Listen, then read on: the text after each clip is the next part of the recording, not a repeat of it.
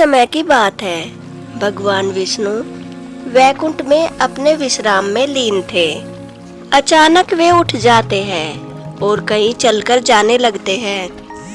हे स्वामी, आप कहाँ जा रहे हैं? प्रिय, अपने स्वप्न में जिस परम सत्य को मैं देखता हूँ, प्रतीत होता है वह मुझे पुकार रहा है। साक्षात ओंकार चाहता है मैं इस राह पर सीधा चलता रहूं। स्वामी, अगर आपकी यही इच्छा है तो मैं आपको रोकूंगी नहीं। और भगवान विष्णु सीधे सीधे चले जाते हैं। उधर सत्यलोक में ब्रह्मदेव अपनी तपस्या से उठते हैं और वह भी चलकर जाने लगते हैं। हे स्वामी, आप कहाँ जा रहे हैं? हे सरस्वती, जिन वेदों का मैं रात दिन जाप करता हूँ, वे जिनका गुणगान करते हैं, वह परम सत्य मुझे पुकार रहा है। हे देव, क्या है वह परम सत्य? वह परम सत्य अवश्य ही मैं हूँ सरस्वती। इस राह के अंत में अवश्य ही मुझे मेरा अस्तित्व मिलेगा। जाइए देव, अगर आपकी यही इच्छा है तो आप इस राह पर अवश्य जाइए। ब्रह्मा और विष्णु चलते चलते तीनों लोकों के चक्कर काट देते हैं और अंत में वे भूलोक पर पहुंच जाते हैं। और चलते चलते वे दोनों एक दूसरे के समक्ष आ जाते हैं। प्रणाम नारायण, कृपा कीजिए और मेरी राह से हट जाइए। प्रणाम ब्रह्मदेव, क्षमा कीजिए, परंतु मैं इस राह से नहीं हट सकता। मैं सृष्टि का पालनहार हूँ। जब भी सृष्टि पर कोई संकट आता है तो मैं इसकी रक्षा करता हूँ। आप इतना तो कर ही सकते हैं कि मेरी राह से हट जाए। हे देव, अगर आप इस सृष्टि के पालनहार हैं तो इसकी रचना मैंने की है। अगर कोई किसी की राह से हटेगा तो वो आप। इसकी आप रक्षा ही कैसे कर पाते अगर मैंने इसे बनाया ना होता? तो यह स्पष्ट है आपसे श्रेष्ठ मैं हूँ। हे देव, आप मेरी नाभि के कमल से प्रकट हुए हैं। कैसे वचन कहते हैं आप मुझसे श्रेष्ठ नहीं हो सकते। आपको तो जन्म ही मुझसे हुआ है। अवश्य ही मैं आपकी नाभि के कमल से प्रकट हुआ हूँ, परंतु वह मेरी इच्छा थी। मैं स्वयं उस नाभि के कमल के अंदर प्रकट हुआ था। सदा सदा से मैं आपको देख रहा था। इसका अर्थ यही है कि मैं आपसे श्रेष्ठ हूँ। नहीं, यह असत्य है। मैं आपसे श्रेष्ठ हूँ। ब्रह्मा और विष्णु के बीच विवाद बढ़ने लगता है। तभी एक भूचाल आता है और पृथ्वी फट जाती है और उसमें से एक शिवलिंग निकलता है। अग्नि से बना वह शिवलिंग आसमान की ओर बढ़ता चला जाता है और वह इतनी ऊंचाई पर पहुंच जाता है, ब्रह्मा और विष्णु भी उसे नहीं देख पाते। हे देव, यह कैसा अद्भुत शिवलिंग है। इसका तो कहीं अंत प्रतीत नहीं होता। चलिए तो इससे ही हम पता लगा लेते हैं कि हम में से श्रेष्ठ कौन है। जिसने भी इस शिवलिंग का अंत ढूंढ लिया वह ज्यादा श्रेष्ठ है। मैं पृथ्वी के नीचे जाऊंगा और इसका निचला अंत ढूंढूंगा, और मैं आकाश की ओर जाऊंगा और इसका ऊपरी अंत ढूंढूंगा।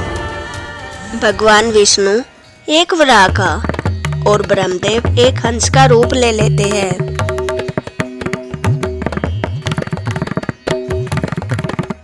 भगवान विष्णु धरती खोदकर नीचे जाने लगते हैं और ब्रह्मदेव आसमान की ओर उड़ने लगते हैं।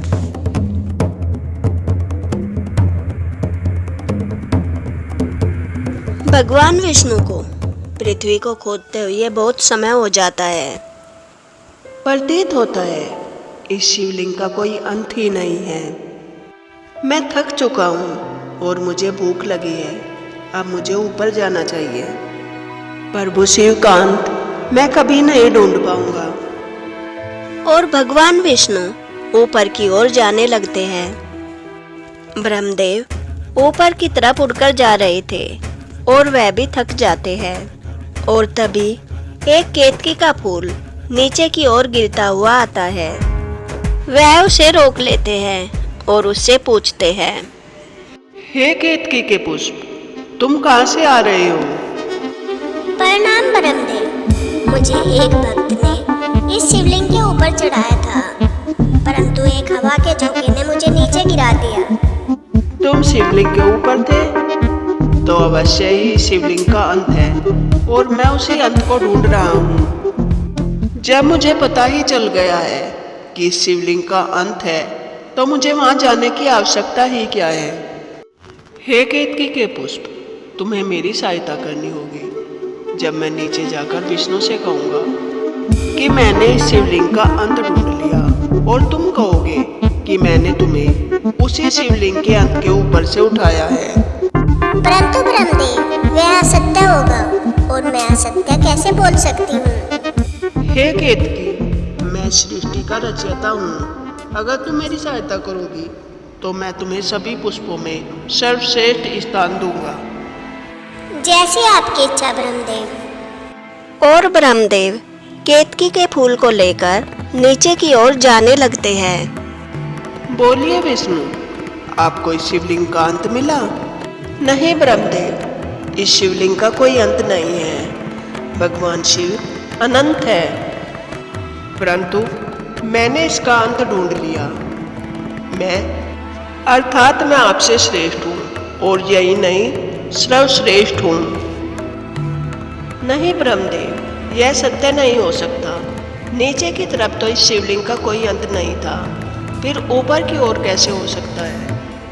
मुझे पता ही था आप मेरे वचनों पर विश्वास नहीं करेंगे, इसलिए प्रमाण के रूप में मैं यह केतकी का पुष्प लाया हूँ। हे केतकी, आप विष्णु को बताइए मैंने आपको कहाँ से उठाया? हे नारायण, ब्रह्मदेव ने मुझे इस शिवलिंग के अंत के ऊपर से उठाया है। असत्य! और तभी भगवान शिव प्रकट होते हैं। उनके क्रोध से अग्नि स्तंभ भड़कने लगता है और ताप बढ़ता चला जाता है। परमेश्वर शिव बोलते हैं, यह असत्य है। इस शिवलिंग का कोई अंत नहीं है, और मेरी कृपा के बिना इसके अंत तक कोई नहीं पहुंच सकता। केतकी, तुम्हारे असत्य के लिए मैं तुम्हें श्राप देता हूँ। तुम अपवित्र मानी जाओगी और पूजा पाठ के लिए तुम्हारा फूल कभी प्रयोग में नहीं लाया जाएगा। और ब्रह्मा, तुम्हारे जिस शीश ने असत्य कहा था, आज के बाद उस शीश से मुझे कोई वचन नहीं सुनना, इसलिए उस शीश को मैं काटता हूँ। भगवान शिव ब्रह्मा जी का 5वां सिर काट देते हैं, परंतु उनका क्रोध जब भी शांत नहीं होता। अग्नि स्तंभ का ताप बढ़ने लगता है और वह ताप असहनीय हो जाता है। यह देखकर देवी आदि प्रकृति प्रकट होती है और वे भगवान शिव को शांत कर देती है। हे स्वामी, कृपा कीजिए और अपने सौम्य रूप में वापस आ जाइए। भगवान शिव अपने सौम्य रूप में आ जाते हैं और देवी आदि प्रकृति को अपनी जांघ पर बिठा लेते हैं। हे विष्णु, तुम्हारे सत्य के लिए मैं अति प्रसन्न हुआ, तो इसलिए मैं तुम्हें परम सत्य का ज्ञान दूंगा। इस सृष्टि में हर किसी से पहले मैं था, मुझसे पहले कोई नहीं। तुम सभी का अस्तित्व मुझसे ही है, परंतु तुम्हारे दयालु स्वभाव के कारण मैं तुम्हें वरदान देता हूँ कि तुम सदैव मेरे आराध्य रहोगे, और मैं हमेशा तुम्हारे गुणगान करूँगा। और भगवान शिव और देवी आदि प्रकृति अंतर्ध्यान हो जाते हैं।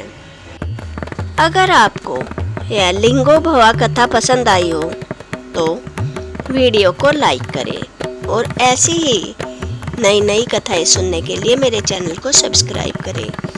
जय भोलेनाथ, जय महादेव, जय शिव शक्ति।